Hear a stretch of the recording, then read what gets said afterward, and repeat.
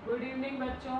आज हम लोग प्रश्न संग्रह 1.4 हल करेंगे, जो कि हमारा लास्ट प्रमेय जो मैंने आपको चौथा सिखाया था, समरूप त्रिभुज के क्षेत्रफलों के गुणधर्मों का प्रमेय, उसके आधार पे हमें ये हल करना है। तो एक बार हम उसके कथन को फिर से रिकॉल करते हैं। तो हमारा कथन क्या था? समरूप त्रिभुजों के क्षेत्रफलों का अनुपात उनकी संगत भुजाओं के वर्गों के अनुपात के बराबर होता है।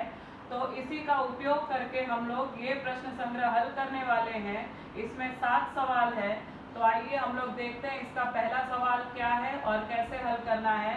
तो प्रश्न संग्रह 1.4 सवाल पहला, दो समरूप त्रिभुज की संगत भुजाओं का अनुपात 3:5 हो तो उसके क्षेत्रफलों का अनुपात ज्ञात करो। क्या बोला है? दो समरूप त्रिभुज हैं, उनकी भुजाओं का अनुपात आपको दिया है, आपको क्षेत्रफलों का अनुपात ज्ञात करना है। मैंने आपको ऐसे सवाल के लिए बताया था कि दो विधि होती है, या तो हम त्रिभुज लेके करें या तो हम उसको क्षेत्रफल को A1 A2, और ऐसे हम लोग अगर हमको भुजाएं चाहिए तो हम L1 L2 लेके करें।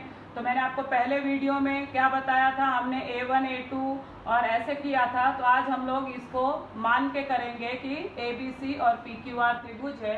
तो देखो हम इसे कैसे हल करेंगे।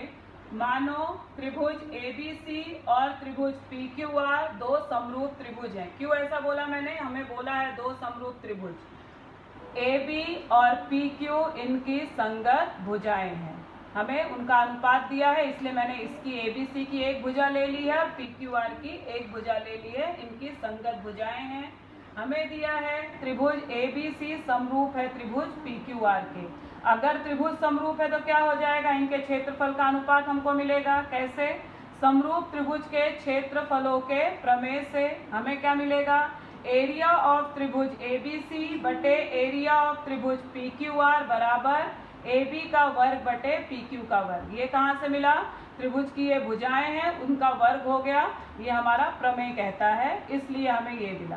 परंतु हमने क्या लिया? भुजाओं का अनुपात हमें दिया है, तो इसलिए लिया हमने AB अनुपात PQ बराबर 3:5। इसलिए एरिया ऑफ त्रिभुज ABC बटे एरिया ऑफ त्रिभुज PQR बराबर, जहाँ पे AB है वहाँ पे मैंने लिखा 3 का वर्ग, और जहाँ पे PQ है वहाँ पे मैंने लिखा 5 का वर्ग।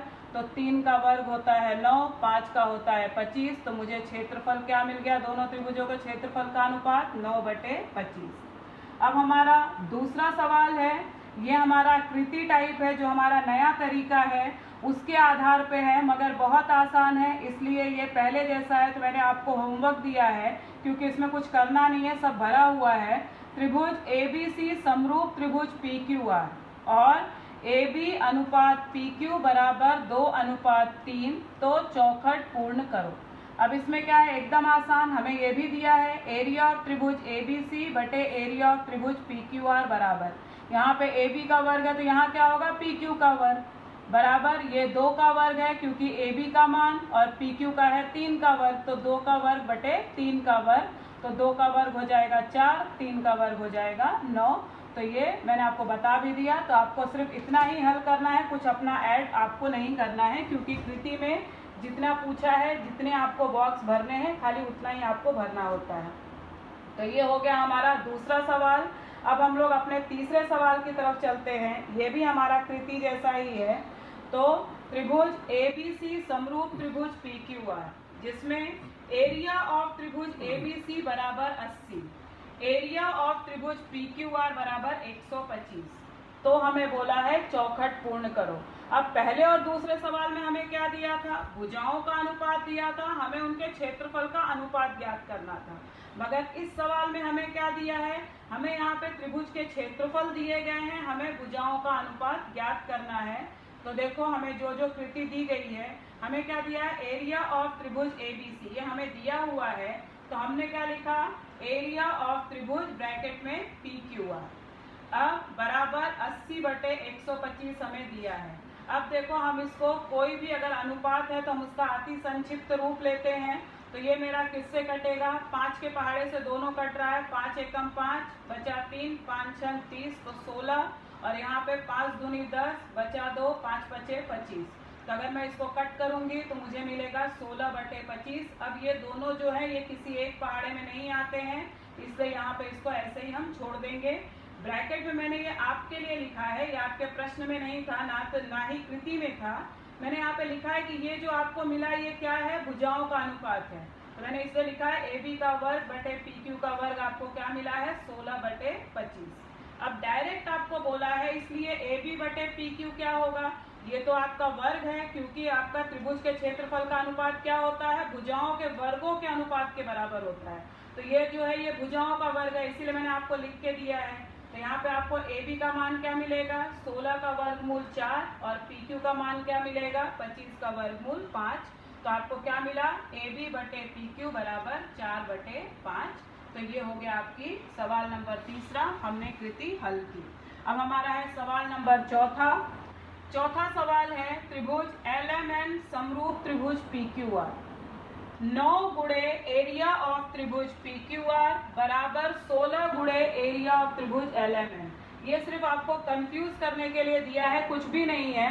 ये हमारा खाली क्षेत्रफल का अनुपात दिया हुआ है, मगर ऐसे गुणे में रहेगा तो आप लोग डर जाते हैं, इसलिए इसे ध्यान से देखो, ये बिल्कुल कठिन नहीं है। तो हमें ये दिया हुआ है, हमें बोला है यदि QR बराबर 20 तो MN का मान हमें ज्ञात करना है। तो हम इसे शुरू करते हैं, हमें दिया क्या है, त्रिभुज समरूप है, तो यहीं से हम शुरू करेंगे। हमने लिखा त्रिभुज LMN समरूप त्रिभुज PQR, कहाँ से मिला, दत्त से। अब हम क्या लगाएंगे, त्रिभुज समरूप है, हमें क्षेत्रफल चाहिए, तो हम समरूप त्रिभुज के क्षेत्रफल का प्रमेय लगा देंगे। तो समरूप त्रिभुज के क्षेत्रफल के प्रमेय से हमें क्या मिलेगा, एरिया ऑफ त्रिभुज LMN बटे एरिया ऑफ त्रिभुज PQR बराबर MN का वर्ग बटे QR का वर्ग, समीकरण 1। अब हमें दिया क्या गया है दत्त में, परंतु 9 गुणे एरिया ऑफ त्रिभुज PQR बराबर 16 गुणे एरिया ऑफ त्रिभुज LMN, ये हमें दिया है, इसलिए मैंने यहाँ पे लिखा दत्त।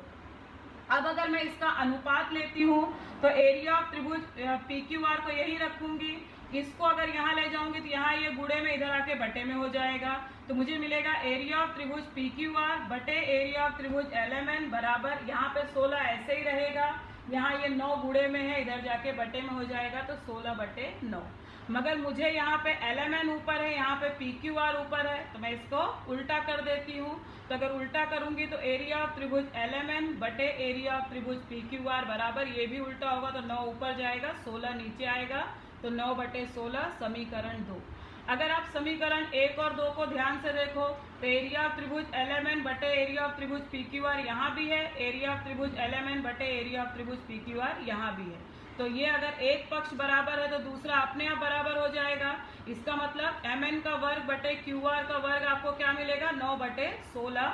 तो वही मैंने लिखा है, समीकरण 1 और 2 से MN का वर्ग बटे QR का वर्ग बराबर 9/16।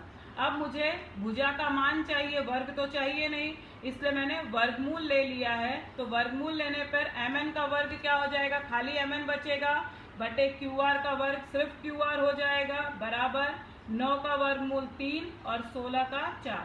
अब यहाँ पर ये तो मुझे भुजाओं का अनुपात मिल गया, MN का मान मुझे ज्ञात करना है, परंतु QR का मान हमें 20 दिया है, तो ये मान हम QR की जगह रख लेंगे, इसलिए मैंने लिखा MN बटे QR की जगह 20 बराबर 3/4। अगर हम इसको तिर्यक गुणा करेंगे तो MN का मान अपने आप हमें मिल जाएगा। तो हमने किया 4 गुणे MN बराबर 20 गुणे 3। तो MN को यहीं पे रखा, 4 का पक्षांतर कर दिया, यहाँ ये गुणे में था, इधर बटे में चला गया, तो 20 गुणे 3/4, 4 एकम 4, 4 पच्चे 20। तो MN बराबर 5 15 इकाई। तो इस आधार पे हमको MN का मान मिल गया। तो बच्चों ये हमने 4 सवाल हल कर लिए अपने इस प्रश्न संग्रह के। अब अगला सवाल हमारे जो बचे हुए हैं वो हम अगले वीडियो में हल करेंगे। धन्यवाद।